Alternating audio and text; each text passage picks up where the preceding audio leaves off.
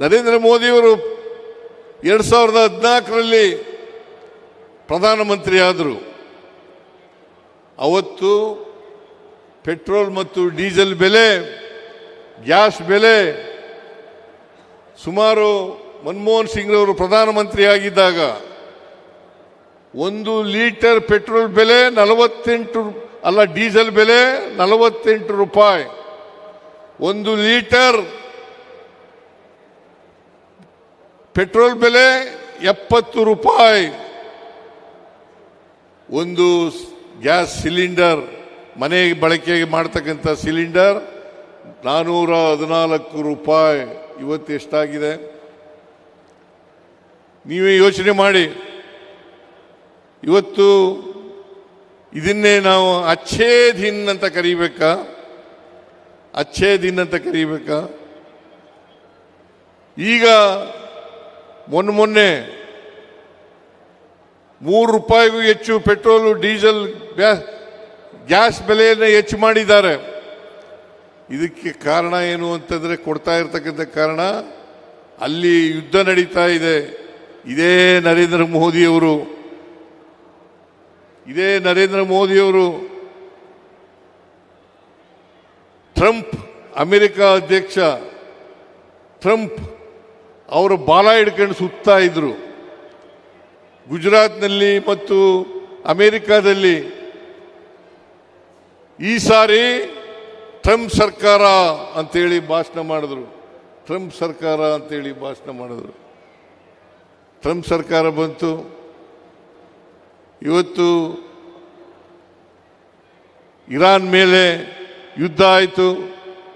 ಅಮೆರಿಕದ ಚಿತಾವಣೆಯಿಂದ ಯುದ್ಧ ನಡೀತು. ಇಸ್ರೇಲ್ ಅಮೆರಿಕ ಸೇರ್ಕೊಂಡು ಇರಾನ್ ಮೇಲೆ ಯುದ್ಧ ನಡೀತು. ಏನೆಲ್ಲ ಅನಾಹುತಗಳಾದವು. ಆದರೆ ನರೇಂದ್ರ ಮೋದಿ ಒಂದು ವಿಷಾದನೂ ಕೂಡ ವ್ಯಕ್ತ ಮಾಡಲಿಲ್ಲ. ಇದನ್ನ ತಾವು ಅರ್ಥ ಮಾಡ್ಕೋಬೇಕಾಗ್ತದೆ. ಇವತ್ತು ಏನಾದರೂ ದೇಶದಲ್ಲಿ ಬೆಲೆ ಏರಿಕೆ ಆಗಿದ್ರೆ ಇದಕ್ಕೆ ನೇರವಾಗಿ ಕಾರಣ ನರೇಂದ್ರ ಮೋದಿಯವರು ಅಂತಕ್ಕಂಥದ್ದನ್ನು ತಿಳ್ಕೋಬೇಕಾಗ್ತದೆ. ಹಾಗಾದರೆ ಇವ್ರ ಕಾಲದಲ್ಲಿ ಯಾರು ಲಾಭವನ್ನು ಪಡ್ಕೊಂಡ್ರು ಅಂತಂತಂದ್ರೆ ಅದಾನಿ ಮತ್ತು ಅಂಬಾನಿ. ಅದಾನಿಯವರ 2014ರಲ್ಲಿ ಅವರ ಒಟ್ಟು ಆದಾಯ ಇದ್ದದ್ದು 16,500 ಕೋಟಿ. ಇವತ್ತು ಎಷ್ಟಿದೆ ಗೊತ್ತಾ? 8 ಲಕ್ಷ ಕೋಟಿ. 8 ಲಕ್ಷ ಕೋಟಿ. ಹಾಗೇನೆ ಅಂಬಾನಿನೂ ಕೂಡ ಆರ್ಥಿಕವಾಗಿ ಬೆಳವಣಿಗೆಯನ್ನು ಮಾಡಿದ್ದಾರೆ. ಇವರು ನರೇಂದ್ರ ಮೋದಿಯವರ ಕಾಲದಲ್ಲಿ ಇವರು ಪ್ರಧಾನಮಂತ್ರಿ ಆದಮೇಲೆ 12 ವರ್ಷಗಳ ಕಾಲದಲ್ಲಿ ಅಂಬಾನಿ, ಅದಾನಿ ಲಾಭ ಮಾಡ್ಕೊಂಡ್ರೆ ಹೊರತು ಸಾಮಾನ್ಯ ಜನರಲ್ಲ, ಮಧ್ಯಮ ವರ್ಗದ ಜನರಲ್ಲ ಅಂತಕ್ಕಂಥದ್ದನ್ನು ತಾವೆಲ್ಲರೂ ಕೂಡ ಅರ್ಥ ಮಾಡ್ಕೋಬೇಕಾಗ್ತದೆ. ಅದರಿಂದ ನರೇಂದ್ರ ಮೋದಿಯವರು ಬಹಳ ಜನ ಓಟ್ ಹಾಕಿದ್ರು. ನರೇಂದ್ರ ಮೋದಿ ಮೋದಿ ಮೋದಿ ಮೋದಿ ಅನ್ಕೊಂಡು ಈ ದೇಶದಲ್ಲಿ ಓಟ್ ಹಾಕಿದ್ರು. ಇವತ್ತು ಅವ್ರಿಗೆಲ್ರಿಗೂ ಕೂಡ ಭ್ರಮ ನಿರಸನ ಆಗಿದೆ ಅಂತಕ್ಕಂಥ ಮಾತುಗಳನ್ನು ಹೇಳಲಿಕ್ಕೆ ಬಯಸ್ತಾ ಇದ್ದೇನೆ. ಹಾಗಾಗಿ ನಾವು ಅಧಿಕಾರಕ್ಕೆ ಬಂದ 3 ವರ್ಷದಲ್ಲಿ ಅನೇಕ ಅಭಿವೃದ್ಧಿ ಕೆಲಸಗಳನ್ನು ಈಗ ನಾಳೆ ಆದಮೇಲೆ 4ನೇ ವರ್ಷ ಆಗ್ತದೆ ಜಾರಿಗೆ ಬಂದ ಮೇಲೆ. ನಾವು 2028ಕ್ಕೂ ಕೂಡ ಅಧಿಕಾರಕ್ಕೆ ಬಂದೇ ಬರ್ತೀವಿ. 28ರಲ್ಲೂ ಕೂಡ ಅಧಿಕಾರಕ್ಕೆ ಬಂದೇ ಬರ್ತೀವಿ ಅಂತಕ್ಕಂಥ ಮಾತುಗಳನ್ನು ಹೇಳಲಿಕ್ಕೆ ಬಯಸ್ತಾ ಇದ್ದೇನೆ.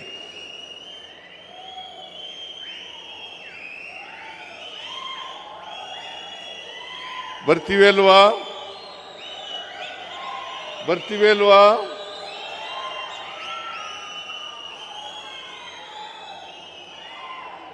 2028ಕ್ಕೆ ವಿಧಾನಸಭಾ ಚುನಾವಣೆ ನಡೀತದೆ. ಆಗ ಮತ್ತೆ ಕಾಂಗ್ರೆಸ್ ಅಧಿಕಾರಕ್ಕೆ ಬರ್ತದೆ. ಈ ರಾಜ್ಯದ ಅಭಿವೃದ್ಧಿ, ಸರ್ವತೋಮುಖವಾದಂಥ ಅಭಿವೃದ್ಧಿಯನ್ನು ಮಾಡ್ತಕ್ಕಂಥ ಕೆಲಸವನ್ನು ಮಾಡ್ತೇವೆ ಅಂತಕ್ಕಂಥ ಮಾತುಗಳನ್ನು ಹೇಳಲಿಕ್ಕೆ ಬಯಸ್ತಾ ಇದ್ದೇನೆ. 28ರಲ್ಲಿ ನಾವು ಕೊಡ್ತಕ್ಕಂಥ ಪ್ರಣಾಳಿಕೆ, ಆ ಪ್ರಣಾಳಿಕೆ ಈ ರಾಜ್ಯದ ಆರ್ಥಿಕವಾಗಿ, ಸಾಮಾಜಿಕವಾಗಿ ಬೆಳವಣಿಗೆಗೆ ಮತ್ತು ಎಲ್ಲ ಜನರು ಕೂಡ ಶಕ್ತಿ ಕೊಡ್ತಕ್ಕಂಥ ಕೆಲಸವನ್ನು ನಾವು ಮಾಡ್ತೇವೆ ಅಂತಕ್ಕಂಥ ಮಾತುಗಳನ್ನು ಈ ಸಂದರ್ಭದಲ್ಲಿ ಹೇಳಲಿಕ್ಕೆ ಬಯಸ್ತಾ ಇದ್ದೇನೆ. ನಮ್ಮ ಉದ್ದೇಶ ಕರ್ನಾಟಕ ರಾಜ್ಯವನ್ನು ಸರ್ವ ಜನಾಂಗದ ಶಾಂತಿಯ ತೋಟವನ್ನಾಗಿ ಮಾಡಬೇಕು. ಕುವೆಂಪು ಅವರು ಹೇಳಿದರು, ಸರ್ವ ಜನಾಂಗದ ಶಾಂತಿಯ ತೋಟ ಅಂತೇಳಿ.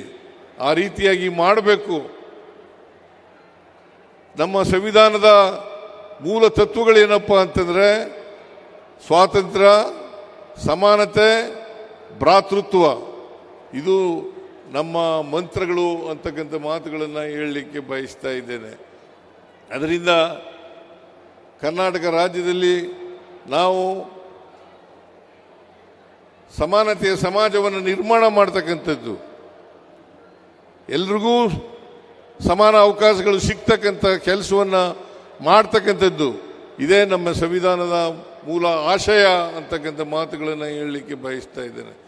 ನಮ್ಮ ಮೂಲ ಆಶಯವಾದಂಥ ಸರ್ವ ಜನಾಂಗಕ್ಕೂ ಸರ್ವರ ಸಮಬಾಳು ನಮ್ಮ ಉದ್ದೇಶ ಅಂತಕ್ಕಂಥ ಮಾತುಗಳನ್ನು ಈ ಸಂದರ್ಭದಲ್ಲಿ ಹೇಳಿ, ನಾನು ಈ ದಿಕ್ಕಿನಲ್ಲಿ ಇನ್ನೂ 2 ವರ್ಷ ಅವಧಿ ಇದೆ. ಈ 2 ವರ್ಷದಲ್ಲಿ ನಾವು ಅನೇಕ ನಮ್ಮ ಎಲ್ಲ ಭರವಸೆಗಳನ್ನು ಈಡೇರಿಸ್ತೇವೆ ಅಂತಕ್ಕಂಥ ಮಾತುಗಳನ್ನು ಹೇಳಲಿಕ್ಕೆ ಬಯಸ್ತಾ ಇದ್ದೇನೆ. ಬಹುತೇಕವಾಗಿ ಇವತ್ತು ನಾವು ಈ ಎಲ್ಲ ಕಾರ್ಯಕ್ರಮಗಳನ್ನು 3 ವರ್ಷದ ಕಾರ್ಯಕ್ರಮಗಳನ್ನು ಮಾಡಿದ ಮೇಲೆ, ಗ್ಯಾರಂಟಿ ಯೋಜನೆಗಳನ್ನು ಜಾರಿ ಕೊಟ್ಟ ಮೇಲೆ ಕರ್ನಾಟಕದಲ್ಲಿ ನಾವು ವ್ಯಕ್ತಿ ವರಮಾನ ಇದೆಯಲ್ಲ, ಅದರಲ್ಲಿ ಇಡೀ ದೇಶದಲ್ಲೇ ನಾವು ಮೊದಲನೇ ಸ್ಥಾನದಲ್ಲಿ ಇದ್ದೇವೆ ಅಂತಕ್ಕಂಥ ಮಾತುಗಳನ್ನು ಹೇಳಲಿಕ್ಕೆ ಬಯಸ್ತಾ ಇದ್ದೇನೆ. ಅದರಿಂದ ಈಗ ನೋಡಬೇಕು,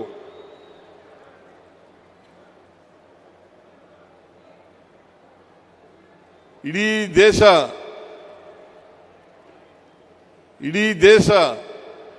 GST ಬೆಳವಣಿಗೆಯಲ್ಲಿ 7.4% ಬೆಳವಣಿಗೆಯನ್ನು ಕಂಡಿದ್ರೆ, ಕರ್ನಾಟಕದಲ್ಲಿ ನಾವು 8.1ರ ಬೆಳವಣಿಗೆಯನ್ನು ನಾವು ಕಂಡಿದ್ದೇವೆ. ಇದನ್ನು ಏನು ತೋರಿಸುತ್ತೆ ಅಂತಂದರೆ ನಾವು ದೇಶದ GSTಗೆ ಸಾಕಷ್ಟು ಕೊಡುಗೆಯನ್ನು ಕೊಡ್ತಾ ಇದ್ದೀವಿ. ಮತ್ತು ಆರ್ಥಿಕವಾಗಿ, ಸಾಮಾಜಿಕವಾಗಿ ನಾವು ಇಡೀ ದೇಶದಲ್ಲಿ ನಾವು ಉತ್ತಮ ಸ್ಥಾನದಲ್ಲಿ ಇದ್ದೇವೆ ಅಂತಕ್ಕಂಥ ಮಾತುಗಳನ್ನು ಹೇಳಲಿಕ್ಕೆ ಬಯಸ್ತಾ ಇದ್ದೇನೆ. ಅದರಿಂದ ಆರ್ಥಿಕವಾಗಿ, ಸಾಮಾಜಿಕವಾಗಿ ಇಡೀ ದೇಶದಲ್ಲಿ ನಾವು ಭಾಳ ಉತ್ತಮವಾಗಿದ್ದೇವೆ ಅಂತಕ್ಕಂಥ ಮಾತುಗಳನ್ನು ಹೇಳಿ, BJPಯವರು ಏನು ಪ್ರಚಾರ ಮಾಡ್ತಾ ಇದ್ದಾರೆ, ಅಪಪ್ರಚಾರ ಮಾಡ್ತಾ ಇದ್ದಾರೆ ನಮ್ಮ ಮೇಲೆ, ಆ ಅಪಪ್ರಚಾರಗಳಿಗೆಲ್ಲ ಕೂಡ ಸುಳ್ಳು ರಾಜಕೀಯಕ್ಕೋಸ್ಕರ ಮಾಡ್ತಾ ಇದ್ದಾರೆ ಅಂತಕ್ಕಂಥ ಮಾತುಗಳನ್ನು ಹೇಳಲಿಕ್ಕೆ ಬಯಸ್ತಾ ಇದ್ದೇನೆ. ಅದರಿಂದ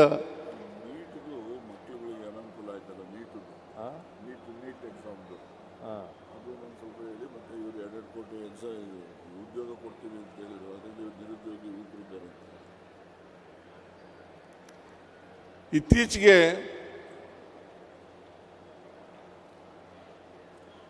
ಇತ್ತೀಚೆಗೆ ನೀಟ್ ಪರೀಕ್ಷೆ ಆಯಿತು. ಪ್ರಶ್ನೆ ಪತ್ರಿಕೆ ಲೀಕ್ ಆಯಿತು. ಇದಕ್ಕೆ ಯಾರಪ್ಪ ಹೊಣೆ? ಇದಕ್ಕೆ ಹೊಣೆ ಕೇಂದ್ರ ಸರ್ಕಾರ, ನರೇಂದ್ರ ಮೋದಿಯವರ ಸರ್ಕಾರ. ನರೇಂದ್ರ ಮೋದಿಯವರು ಈ ಜವಾಬ್ದಾರಿಯನ್ನು ತಗೊಳ್ಬೇಕಾಗ್ತದೆ. ಅಷ್ಟೇ ಅಲ್ಲ, ಸುಮಾರು 22 ಲಕ್ಷ ವಿದ್ಯಾರ್ಥಿಗಳು ನೀಟ್ ಪರೀಕ್ಷೆಯನ್ನು ಬರೆದಿದ್ರು. ಅದು ಲೀಕ್ ಆಯಿತು. ಈಗ ಪರೀಕ್ಷೆ ಮುಂದೂಡಿದ್ದಾರೆ. ಅನೇಕ ಜನ ಆತ್ಮಹತ್ಯೆಯನ್ನು ಮಾಡ್ಕೊಂಡ್ರು. ಈ ಆತ್ಮಹತ್ಯೆಗೆ ನೇರ ಕಾರಣ ಕೇಂದ್ರ ಸರ್ಕಾರ ಅಂತಕ್ಕಂಥ ಮಾತುಗಳನ್ನು ಹೇಳಲಿಕ್ಕೆ ಬಯಸ್ತಾ ಇದ್ದೇನೆ. ಅದರಿಂದ ಈ ನೀಟ್ ಪರೀಕ್ಷೆನೂ ಕೂಡ ಮಾಡೋಕ್ಕಾಗಲಿಲ್ಲ. ನಾವು CET ಪರೀಕ್ಷೆ ಮಾದರಿನಲ್ಲಿ ಮಾಡಿ ಅಂತ ಹೇಳಿದ್ದು, ಅದನ್ನು ಮಾಡಲಿಲ್ಲ. CET ಕರ್ನಾಟಕದಲ್ಲಿ ಇದ್ದಂಥ ಕಾಮನ್ ಎಂಟ್ರೆನ್ಸ್ ಟೆಸ್ಟ್, ಅದನ್ನು ಕೂಡ ಆ ಮಾದರಿನಲ್ಲಿ ಮಾಡಿ ಅಂತ ಹೇಳಿದ್ದು. ಆದರೂ ಕೂಡ ನಮ್ಮ ಸಲಹೆಯನ್ನು ಅವರು ತಿರಸ್ಕಾರ ಮಾಡಿ ಅವರು ನೀಟ್ ಪರೀಕ್ಷೆಯನ್ನು ಮಾಡಿದ್ರು. ನೀಟ್ ಪರೀಕ್ಷೆ ಇವತ್ತು 22 ಲಕ್ಷ ವಿದ್ಯಾರ್ಥಿಗಳ ಭವಿಷ್ಯವನ್ನು ಹಾಳು ಮಾಡ್ತಕ್ಕಂಥ ಪ್ರಯತ್ನವನ್ನು ಮಾಡಿದ್ದಾರೆ ಅಂತಕ್ಕಂಥ ಮಾತುಗಳನ್ನು ಹೇಳಲಿಕ್ಕೆ ಬಯಸ್ತಾ ಇದ್ದೇನೆ. ಇವತ್ತು ನಿರುದ್ಯೋಗ ಸುಮಾರು ದೇಶದಲ್ಲಿ 67% ನಿರುದ್ಯೋಗ ಇದೆ. ಇದೇ ಮೋದಿಯವರು ಹೇಳಿದರು 2014ರಲ್ಲಿ ನಾವು ಅಧಿಕಾರಕ್ಕೆ ಬಂದರೆ ಪ್ರತಿ ವರ್ಷ 2 ಕೋಟಿ ಉದ್ಯೋಗಗಳನ್ನು ಸೃಷ್ಟಿ ಮಾಡಿ ಯುವಕರಿಗೆ ಯುವತಿಯರಿಗೆ ಕೊಡ್ತೇವೆ ಅಂತಕ್ಕಂಥ ಮಾತುಗಳನ್ನು ಹೇಳಿದರು. ಅವರು ಪ್ರತಿ ವರ್ಷ ಅಂದರೆ ಈಗ 12 ವರ್ಷ ಅಧಿಕಾರದಲ್ಲಿದ್ದಾರೆ. ಈ 12 ವರ್ಷದಲ್ಲಿ 24 ಕೋಟಿ ನಿರುದ್ಯೋಗಿಗಳಿಗೆ ಉದ್ಯೋಗವನ್ನು ಕೊಡಬೇಕಾಗಿತ್ತು. ಆದರೆ ಅವರು 2 ಕೋಟಿ ಉದ್ಯೋಗನೂ ಕೂಡ ಸೃಷ್ಟಿ ಮಾಡಲಿಕ್ಕೆ ಸಾಧ್ಯ ಆಗಲಿಲ್ಲ ಈ 10 ವರ್ಷದಲ್ಲಿ. ಅದರಿಂದ ಅಚ್ಚೇ ದಿನ ಬರ್ತದೆ ಅಂತ ಹೇಳಿದ್ರಲ್ಲ, ಅದು ಇನ್ನೂ ಕೂಡ ಜಾರಿಯಾಗದೆ ಉಳಿದಿರ್ತಕ್ಕಂಥ ಭರವಸೆ, ನರೇಂದ್ರ ಮೋದಿಯವರು ಹೇಳಿದಂಥ ಭರವಸೆ. ವಿದೇಶದಲ್ಲಿ ಕಪ್ಪು ಹಣ ಇದೆ, ಆ ಕಪ್ಪು ಹಣವನ್ನು ತಗೊಬಂದು ಪ್ರತಿಯೊಬ್ಬರಿಗೂ ಕೂಡ ಅವರ ಅಕೌಂಟ್ಗಳಿಗೆ 15 ಲಕ್ಷ ಕೊಡ್ತೀವಿ ಅಂತ ಹೇಳಿದ್ರು. ರೈತರ ಆದಾಯವನ್ನು ದುಪ್ಪಟ್ಟು ಮಾಡ್ತೀವಿ ಅಂತ ಹೇಳಿದರು.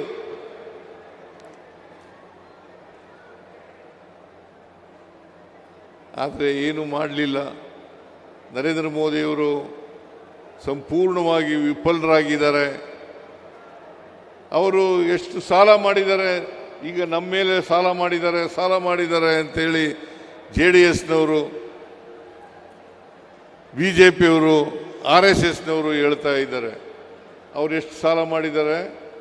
ನರೇಂದ್ರ ಮೋದಿಯವರು ಅಧಿಕಾರಕ್ಕೆ ಬಂದಾಗ ಒಟ್ಟು ಸಾಲ ದೇಶದ ಮೇಲೆ ಇದ್ದದ್ದು ಸ್ವಾತಂತ್ರ್ಯ ಬಂತವಿಂದ 53,11,000 ಕೋಟಿ.